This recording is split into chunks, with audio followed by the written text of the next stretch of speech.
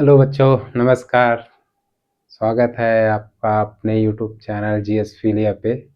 तो जैसा कि हम पिछली क्लास में 1858 का भारत शासन अधिनियम पढ़े थे, बाकी की इस समय ठीक है। तो हम 1858 का भारत शासन अधिनियम पढ़ चुके हैं। तो आज हम पढ़ेंगे भारत शासन या भारत परिषद अधिनियम 1861। ठीक। तो हमने जैसा कि 1858 का भारत शासन अधिनियम या भारत सरकार अधिनियम पढ़ा, तो उसमें मैंने बताया कि जो गवर्नर जनरल ऑफ इंडिया था उसके नाम को बदलकर गवर्नर जनरल एंड वायसराय कर दिया जाता है। Governor general of India, governor and viceroy. ठीक। तो वायसराय का सिर्फ काम था कि ये जो होता है ब्रिटिश क्राउन के प्रति उत्तरदायी था। ठीक। और जब ये प्रिंसली स्टेट के बाहरी मामले पर हस्तक्षेप करता था तब ये वायसराय कहलाता था। बाकी 60% भारत के भाग पर जिस पर ईस्ट इंडिया कंपनी का अधिग्रहण था, कब्जा था, उस पर जब ये शासन करता था तो ये गवर्नर जनरल ऑफ इंडिया कहलाता था। और इन दोनों को मिला के प्रिंसली स्टेट और 60% भाग जो था ईस्ट इंडिया कंपनी के अधिग्रहण में जो था, उन दोनों को प्रिंसली स्टेट को मिला के ब्रिटिश पैरामाउंसी का कॉन्सेप्ट कहा जाता है कि ब्रिटिश सर्वोच्चता का कॉन्सेप्ट इसी को कहा जाता है, ब्रिटिश सर्वोच्चता का नियम। ठीक। तो आज हम पढ़ेंगे 1861 का भारत परिषद अधिनियम और इसमें देखेंगे कि हम क्या क्या पॉइंट है जो 1858 के भारत परिषद अधिनियम से अधिक है। चूंकि ये अभी 1857 की क्रांति हो चुकी थी, उसके जस्ट बाद 1858 का जस्ट उसके 3 साल बाद 1861 में भारत परिषद अधिनियम 1861 आया। तो इस अधिनियम के बारे में हम थोड़ा सा देखेंगे। उसके बाद बात आएगी 1892 का भारत परिषद अधिनियम। तो पहले हम देखेंगे भारत परिषद अधिनियम 1861। इसमें पहला पॉइंट क्या है कि भारत में जो होता है संवैधानिक विकास का सूत्रपात शुरू हुआ। ठीक। भारत में संवैधानिक विकास का सूत्रपात शुरू हुआ। तो संवैधानिक विकास देखिए स्टार्टिंग से ही चल रहा है, भारत का संवैधानिक विकास स्टार्टिंग चल रहा है, लेकिन 1857 क्रांति होने के बाद 1861 से जो होता है, यहाँ पे संवैधानिक विकास का सूत्रपात का मतलब अब भारतीयों को भी गवर्नर जनरल के परिषद या भारत परिषद में कुछ पार्टिसिपेट करेंगे, मतलब उनको अधिकार दिया जाएगा, उनको सदस्य बनाया जाएगा गवर्नर जनरल के परिषद में, और भारत परिषद में उनको सदस्य बनाया जाएगा, उनको नियुक्त किया जाएगा ताकि वो विधि निर्माण में भी पार्टिसिपेट कर सकें। ठीक है। तो संवैधानिक विकास की शुरुआत हुई और यहीं से शुरू होता है सहयोग की नीति। ठीक। सहयोग की नीति का मतलब किसके साथ सहयोग करेंगे? ये भारतीयों के साथ सहयोग करेंगे, क्योंकि अभी इनको भारत पे शासन करना है तो भारतीयों को मिलाना चाहेंगे। ठीक। भारतीयों को मिलाने के लिए अपने परिषद में, गवर्नर जनरल के परिषद में या भारत परिषद में सब भारतीयों को नियुक्त करेंगे या मनोनीत करेंगे। ठीक। इसी सहयोग की नीति को हम कहते हैं क्या? उदार निरंकुशता। उदार निरंकुशता का सिद्धांत। उदार निरंकुशता का सिद्धांत का मतलब क्या है? अब ये जो होता है ये उदार होंगे किसके प्रति? भारतीयों के प्रति, थोड़ा बहुत। मतलब उदार निरंकुशता का मतलब आप समझ सकते हैं।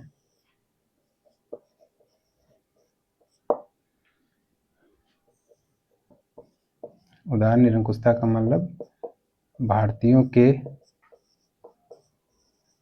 विकास पर काम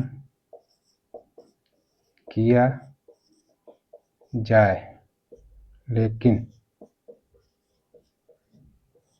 सत्ता स्वयं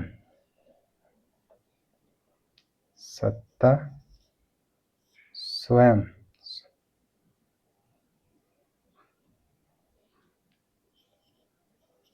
सत्ता स्वयं के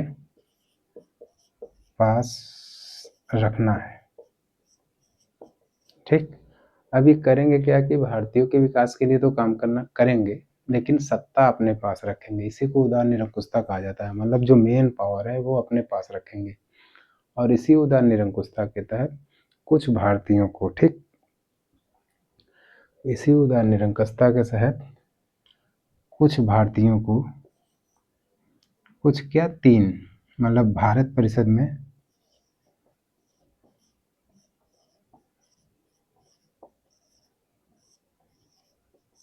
भारत परिषद मैंने बताया था, भारत परिषद जो होता है 1858 भारत शासन अधिनियम जो आता है, उसमें जो होता है भारतीय राज्य सचिव का पोस्ट बनाया जाता है, पद बनाया जाता है, जिसकी सहायता के लिए भारत परिषद का गठन किया जाता है। ये भारत परिषद जो होता है ये सलाहकारी परिषद था किसका, भारत राज्य सचिव का। ठीक, तो भारत परिषद जो होता है, भारत परिषद को विधायी संस्था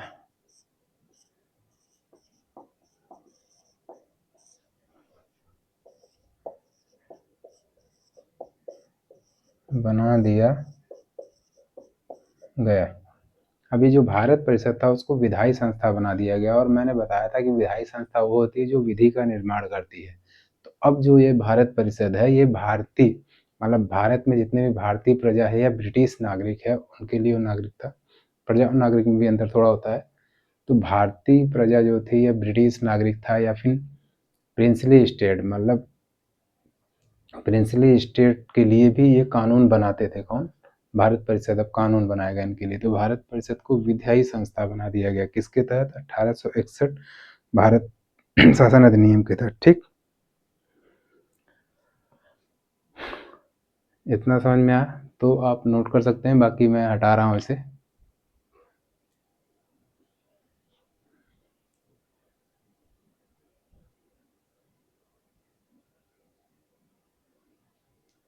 ये निरंकुशता का सिद्धांत समझ, भारत परिषद को विधायी संस्था बना दिया गया।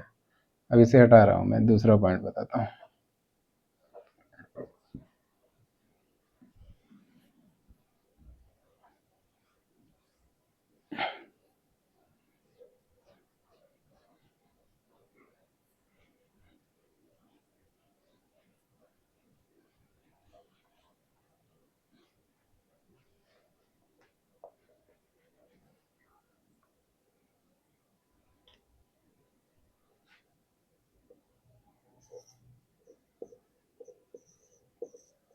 1862 में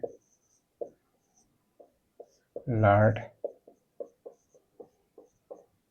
कैनिंग ने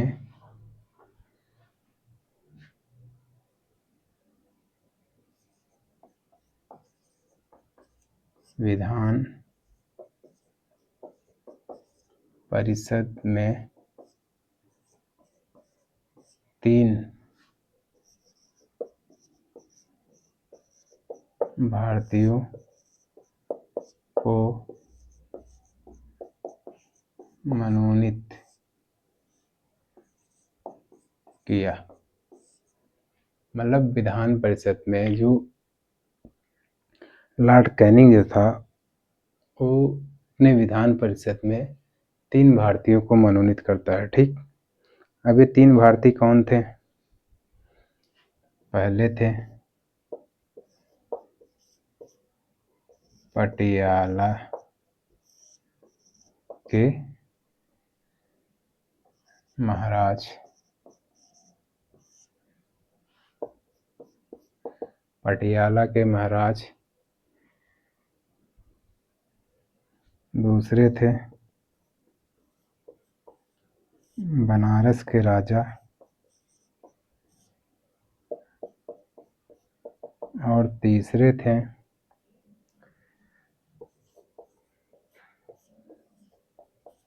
सर दिनकर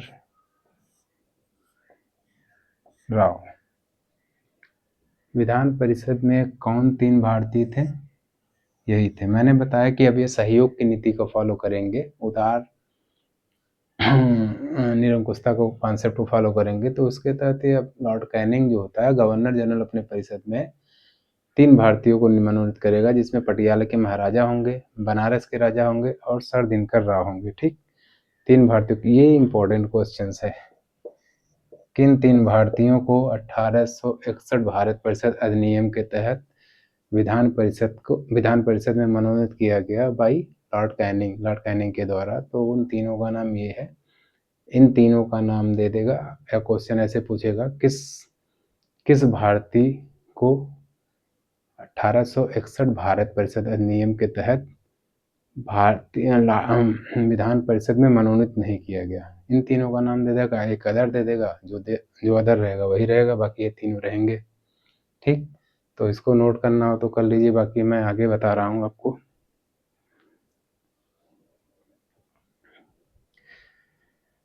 नोट कर लिए, बाकी हटा रहा हूँ इसे, रोक के नोट कर लिया करिए, रोक के।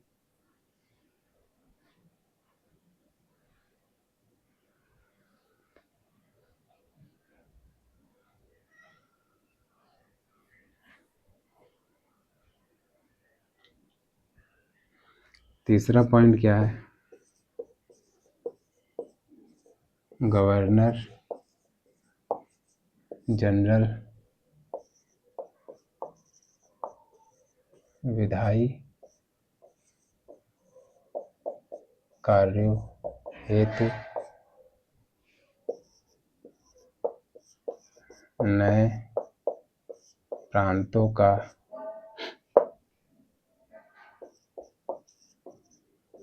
गठन कर सकता था। मतलब गवर्नर जनरल को इतना पावर दिया गया कि वो विधायी कार्यों के लिए नए प्रांतों का गठन कर सकता था। गठन का मतलब निर्माण कर सकता था। ठीक, अब ये गठन कैसे करेगा? ऐसा तो है नहीं कि ये किसी दूसरे जगह से लाके दूसरे जगह को इंक्लूड कर लेगा। ये गठन करने का मतलब ये कि इसे इतना पावर दे दिया गया गवर्नर जनरल को कि ये नए प्रांतों मतलब विभाजित कर, किसी भी एक प्रांत को विभाजित करके 2 प्रांत बना सकता था। ठीक, नए प्रांतों का गठन करने का मतलब यही हुआ कि कोई बड़ा प्रांत है, उस बड़े प्रांत को 2 भागों में बांट देना, 3 भागों में बांट देना। ठीक, तो ये था नए प्रांतों के गठन कर सकता है। ठीक, अब नए प्रांतों के गठन के लिए करेगा तो किसके लिए? विधायी कार्य के लिए। तो विधायी कार्य के लिए उसको शासन प्रशासन चाहिए, जिसके तहत वो गवर्नर, प्रांतों का गवर्नर मतलब गवर्नर एवं लेफ्टिनेंट गवर्नर को नियुक्त कर सकता था।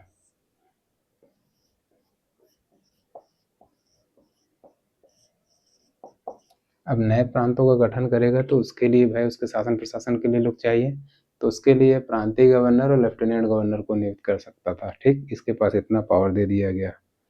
ठीक, बाकी किसी प्रांत के सीमा में भी परिवर्तन कर सकता था। ठीक, अब आगे चलते हैं हम, बाकी नोट करना हो कर लीजिए इसको।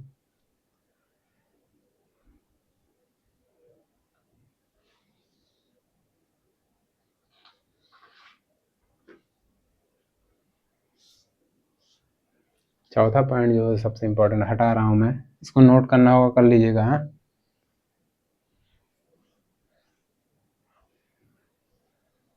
बाकी अब चौथा पॉइंट देखिए सबसे इम्पोर्टेंट है, लॉर्ड कैनिंग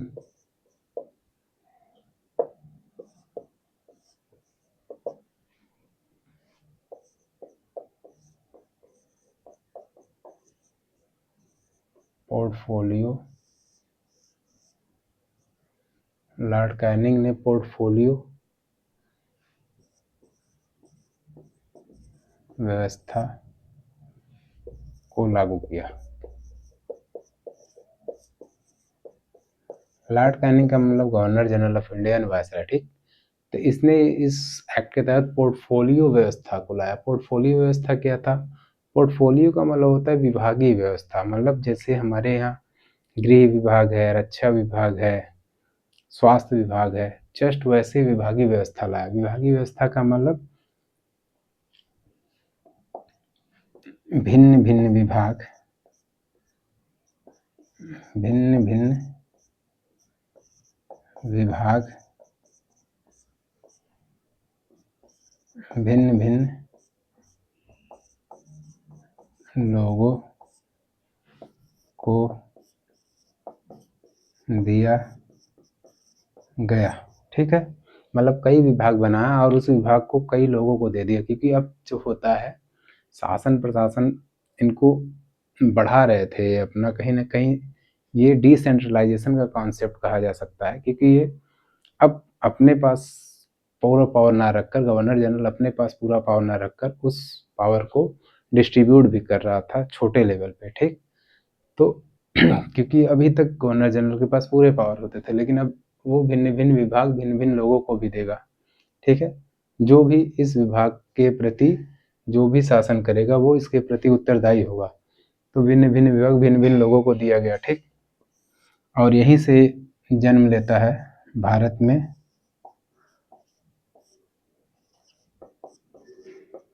मंत्री मंडलीय व्यवस्था।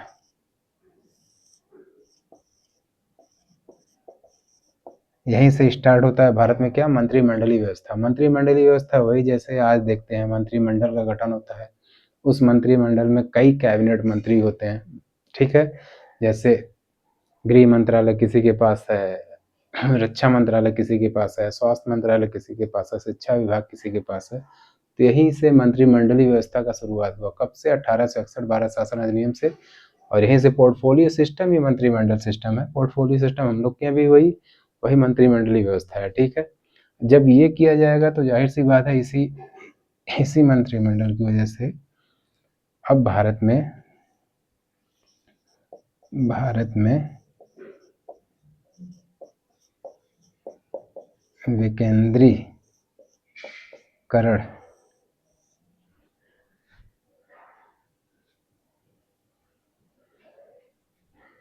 विकेंद्रीकरण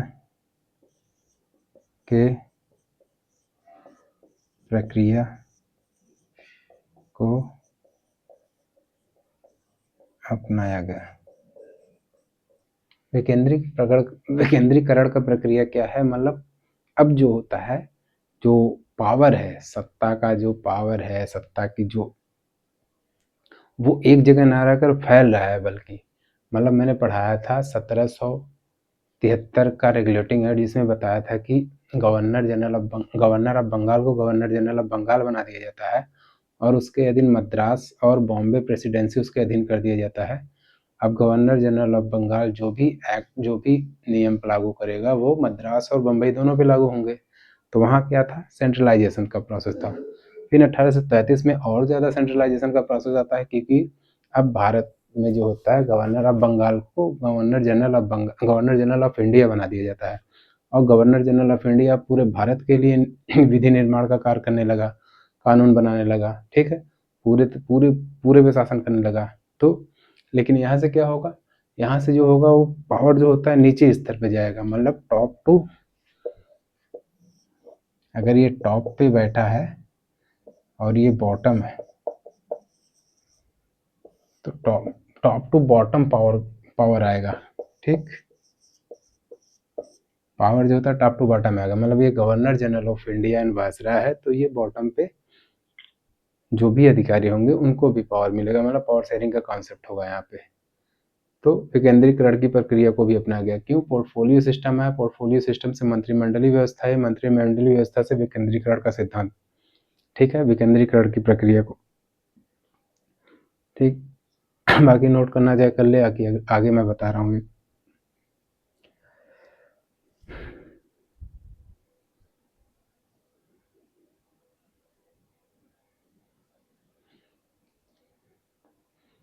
विकेंद्रीकरण की नीति अब एस्टेब्लिश होगी, क्योंकि विकेंद्रीकरण यहाँ पे प्रांत भी बहुत बड़ा रोल निभाएंगे ना, क्योंकि प्रांत का गठन करने का अधिकार दे दिया गवर्नर जनरल ऑफ इंडिया को, तो प्रांतों को भी कुछ अधिकार चाहिए, तो विकेंद्रीकरण वहां से भी समझ सकते हैं आप।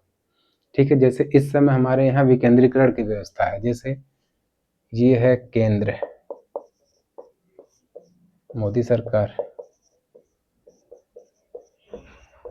ठीक है, एनडीए की सरकार, सॉरी मोदी नहीं एनडीए, क्योंकि पूर्ण बहुमत है नहीं। फिर राज्य सरकार, राज्य सरकार में अगर यूपी ले लेते हैं तो यहाँ योगी सरकार कह सकते हैं क्योंकि पूर्ण बहुमत है। फिर राज्य से क्या होगा, पंचायत चुनाव या स्थानीय चुनाव।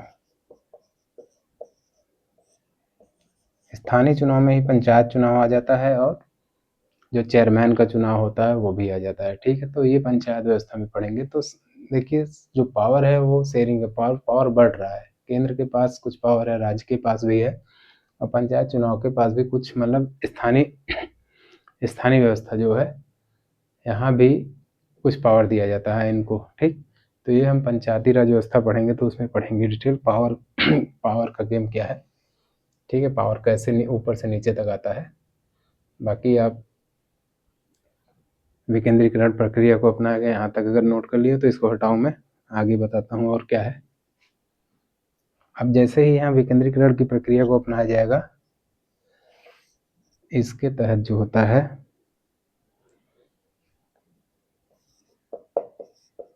बंगाल 1862,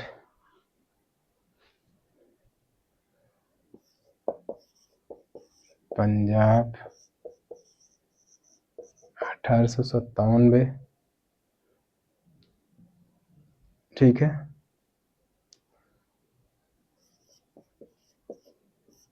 उत्तर पश्चिम प्रांत, तब यूपी को कहा जाता था, 1866। ये जो होता है क्या गठन किया जाता है इनका, प्रांत में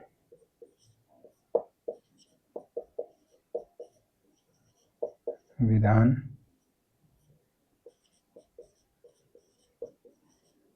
परिषद का गठन किया जाता है। अब इसी विकेंद्रीकरण प्रक्रिया के तहत बंगाल में 1862, पंजाब में 1897, उत्तर पश्चिम प्रांत मतलब यूपी में 1866 में, उत्तर पश्चिम प्रांत अब यूपी को कहा जाता था, यूपी में 1866 में विधान परिषद बनाया जाता है, प्रांतीय विधान परिषद। तो केंद्रीय विधान परिषद आपने पढ़ा, केंद्रीय विधान परिषद, ठीक है, जिसमें 3 भारतीयों को अपॉइंट किया गया, मतलब मनोनीत किया गया। 3 भारतीयों को मनोनीत किया गया, कौन कौन थे, पटियाला के महाराज, पंजाब के राजा और सर दिनकर राव। ठीक, बाकी अगर हो गया तो मैं हटा रहा हूँ इसको, आगे बताऊँ। एक पॉइंट और है, हटा रहा हूँ इसको, नोट कर लीजिएगा रुक कर।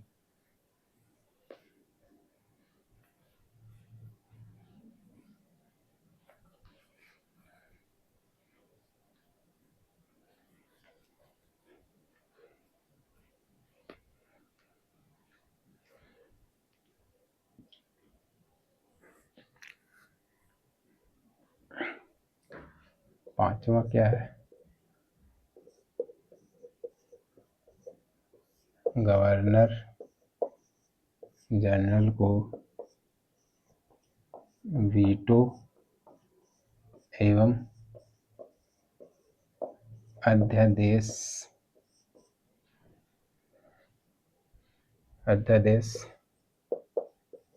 जारी करने का अधिकार दिया गया।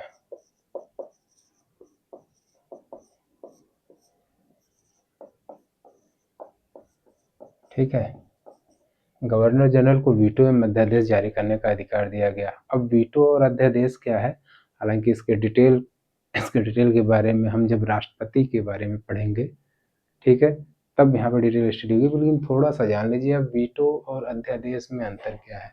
वीटो का मतलब अगर नॉर्मली अर्थ में देखते हैं तो इसका अर्थ होता है मना करना। ठीक है, वीटो मना करना, जैसे कोई भी जैसे कोई भी एक्ट पारित हुआ, सपोज मैं बता देता हूँ लिख के, जैसे कोई भी बिल हुआ, आज के परिप्रेक्ष्य में है वर्तमान, ठीक है, कोई बिल पारित हुआ, ये गया लोकसभा में, कोई बिल आया लोकसभा में गया, लोकसभा ने इसे पास कर दिया मान लीजिए, अब ये कहाँ गया, राज्यसभा, आर एस मतलब राज्यसभा, एल एस मतलब लोकसभा, यहाँ भी पास हो गया, इसको ध्यान से समझिएगा। अब ये जाएगा कहाँ पे, प्रेसिडेंट के पास, ठीक, मतलब राष्ट्रपति के पास। एक चीज़ ये जानते रहिए, आज जो राष्ट्रपति है उसका पद जस्ट जो governor general of India and viceroy था वैसे ही है, governor general of India and viceroy के पद को ही ट्रांसफर करके राष्ट्रपति का पद बना दिया गया है भारत में, ठीक। तो ये प्रेसिडेंट, अगर ये प्रेसिडेंट जो होता है इस बिल पर साइन कर देगा साइन कर देगा तो ये बिल जो होता है एक्ट बन जाएगा, ठीक। अगर ये साइन नहीं करेगा तो बिल जो होता है पास नहीं होगा, बिल खत्म हो जाएगा, ठीक। साइन कर देगा तो एक्ट बन जाएगा,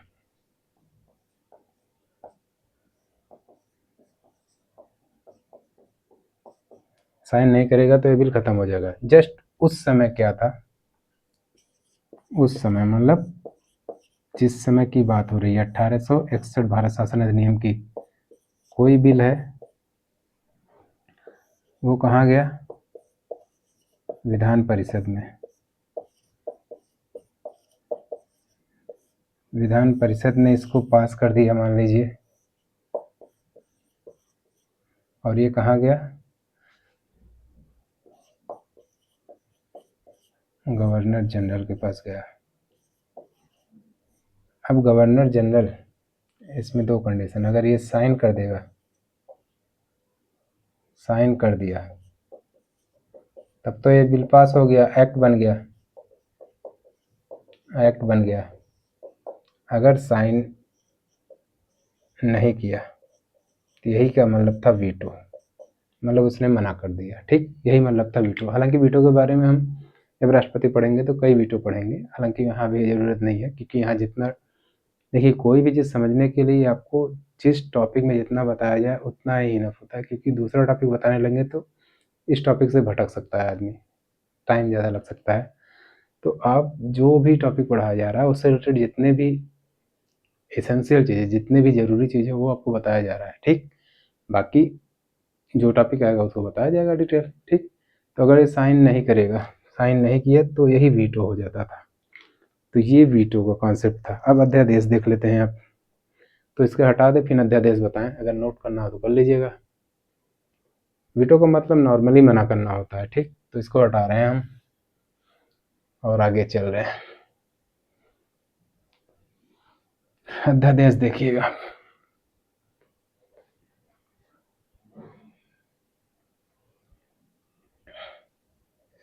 अध्यादेश क्या होता है, देखिए आज भी आप अध्यादेश के बारे में सुनते होंगे।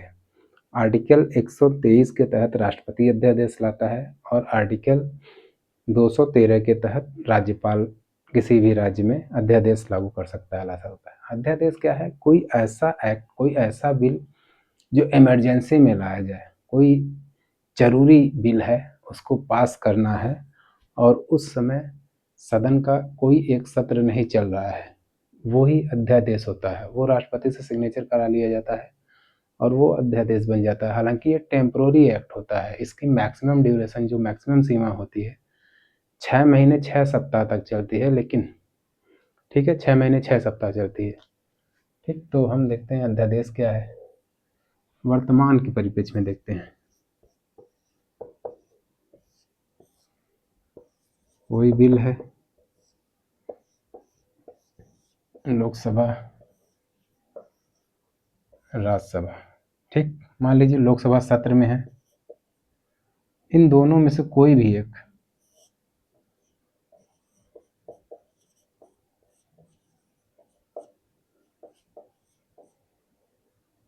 कोई भी एक,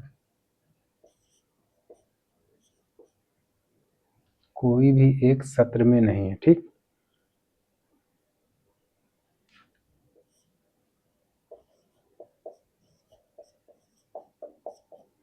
कोई भी एक मतलब सत्र में है ही नहीं, ठीक। तो इसे ले जाएगा कहाँ पे, प्रेसिडेंट के पास।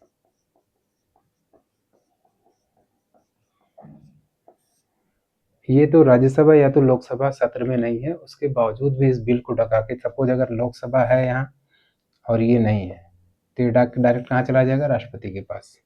सपोज अगर राज्यसभा है, लोकसभा नहीं है, तो यहाँ डाक के राज्यसभा के पास जाएगा, फिर प्रेसिडेंट के पास चला जाएगा, और प्रेसिडेंट जो होता है इसको पास कर देगा।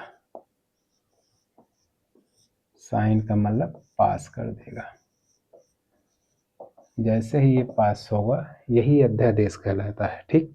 मतलब किसी भी एक सदन का सत्र में न होना, उसके बावजूद भी कोई बिल एक्ट बन जाए राष्ट्रपति के अनुमति से, राष्ट्रपति उस पर सिग्नेचर कर दे और ठीक है, तो वो पास हो जाता है, वो एक्ट बन जाता है, यही अध्यादेश कहलाता है। तो उस समय क्या हुआ होगा, उस समय कोई बिल हुआ होगा, बिल यहाँ देखिए आप लोग, कोई बिल है, ये कहाँ गया, विधान परिषद,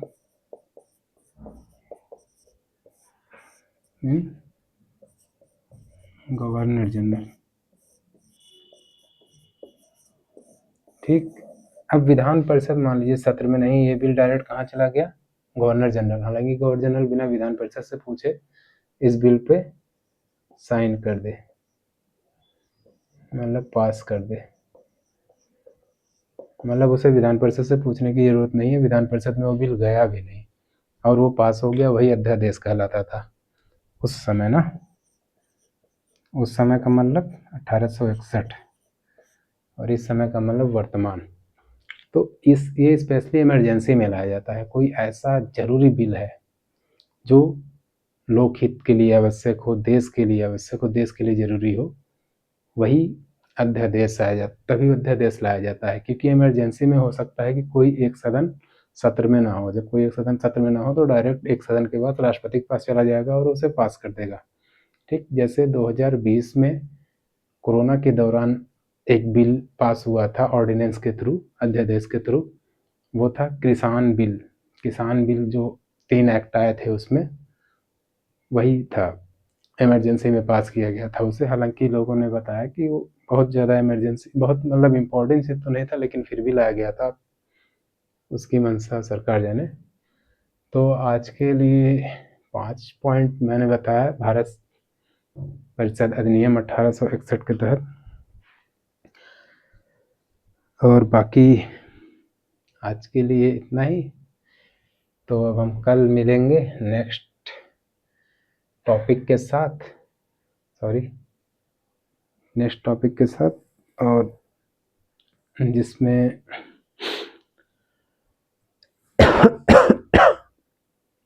हम पढ़ेंगे 1892 का भारत परिषद अधिनियम। तो ठंडी ठीक ठाक पड़ रही है, बाकी आप लोग पढ़ते रहिए और ठंडी से भी बचिए, थोड़ा